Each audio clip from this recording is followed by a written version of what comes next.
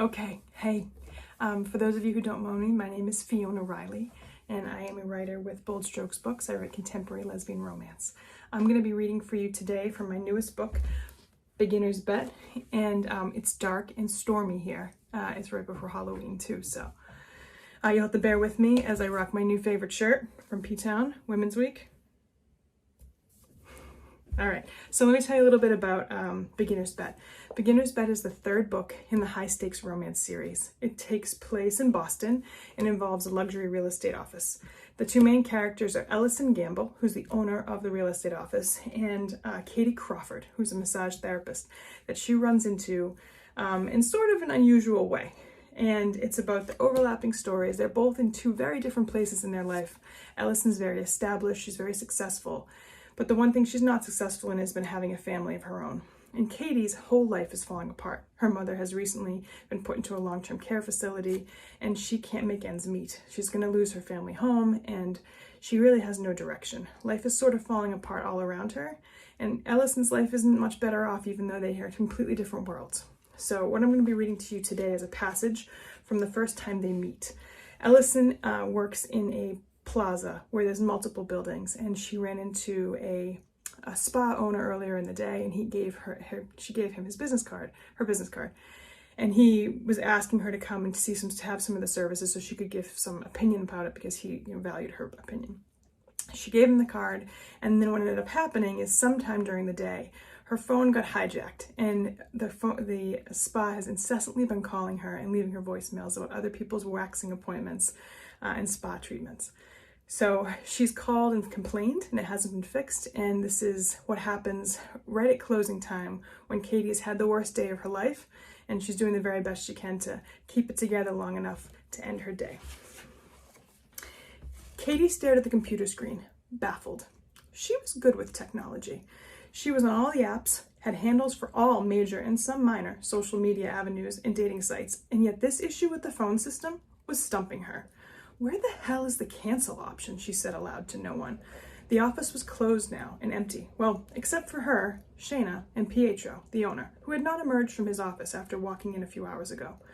She had just finished running through the end-of-day checklist at the front desk while Shayna cleaned the treatment rooms when she returned her attention to the reminder call problem.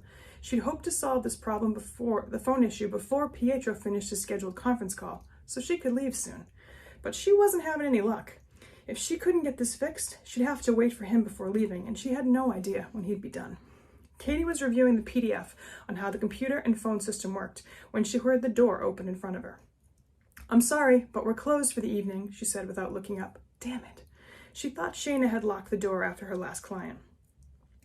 "I figured as much since the nightly reminder calls have continued to flood my phone, and yet your office line has rolled over to voicemail. Too bad for me, it seems," a woman's voice replied. Katie looked up to find an attractive woman before her. Her blonde hair was swept into an intricate updo, and her outfit screamed money and power. Her heels accentuated what Katie could tell from her seated position was an already considerable height, and the matte pink lip color on her lips perfectly complemented her skin tone and coloring. The pursed smile on her lips told Katie that though her tone was bordering on annoyed, she was trying hard to remain polite. "Oh, she glanced down at her notes. "You must be Ellison." "In the flesh," she said as she stepped closer. Katie noticed her blue eyes and how intense her gaze was. This woman looked like she owned things, which wasn't unlike most of the clientele Katie saw at this location. She was used to being around women and men of means, but something about this woman was different. She was oddly powerful. Katie could feel it in the air. "I'm sorry," she checked her notes again. "Mrs. Gamble, I'm working on it. I'll get this fixed tonight, I promise." "Ms.," she corrected. And Katie's gaze unintentionally dropped to her ringless finger. Why had she assumed she was married? "And I'll wait until it's done." Katie looked up to find an eyebrow raised in her direction. Suddenly she felt a little nervous. She'd wait? Who did this woman think she was? "Well, that could take some time," Katie reasoned. "I'm doing everything I can to correct the issue, but..." Ellison stepped up to the desk and looked down at her name tag. "Katie, you're the person I spoke with before." "I am." Katie felt like she was examining her. "It's nice to put a face with the name," she said, her tone light. "And I'm sure you'll have no trouble rectifying whatever phone snafu has occurred. I bet you'll get it done in record time, too." I have the fullest confidence in you. I'll certainly do my best, Katie said, not sure why she was having a hard time breaking eye contact with this woman. She wasn't threatening her, but Katie felt compelled to retain her full attention for whatever reason. Then I'm sure we'll both be out of here in no time. Again, not a threat, but not exactly a passive response either. Katie watched her for a moment. Ellison was older than her, but she couldn't tell by just how much. She'd clearly taken great care of her skin and body. She was like some Grecian goddess standing before her, lightly tanned, incredibly toned in those skin-tight dress slacks. She had those kind of high cheekbones that runway models all seem to be blessed with, but there was something else. Something about her was familiar. Katie couldn't place it. Ellison's pursed smile broadened, and Katie knew she'd been caught staring. I can assure you that the answer to the phone thing isn't here, Ellison said as she gestured to her face. Katie felt her face heat up. I'm sorry. You look familiar. Do I know you? This seemed to amuse her. I don't believe so, but you are holding my phone line hostage, so at this point I think it's safe to say we are quickly becoming more than acquaintances. Katie winced. Sorry, really, I'm sure you are, Ellison replied, and Katie had to pinch her thigh from under the desk to stop staring at the full pink lips before her. What was her problem tonight? She wasn't even into women, and yet something about this woman had her entirely captivated.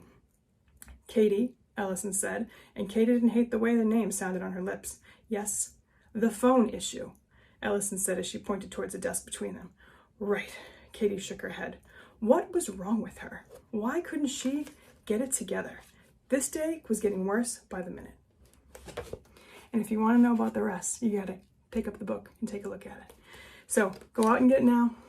Beginner's Bet. It's the third book in the high stakes romance series. This is a fun book to write. It was a really cathartic book for me to write.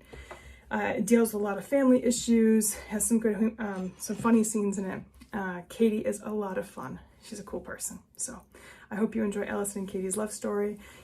Check out Rachel's review, and for sure, subscribe, watch her channel, show this video to all your friends. Thanks again for all your support. Have a great night.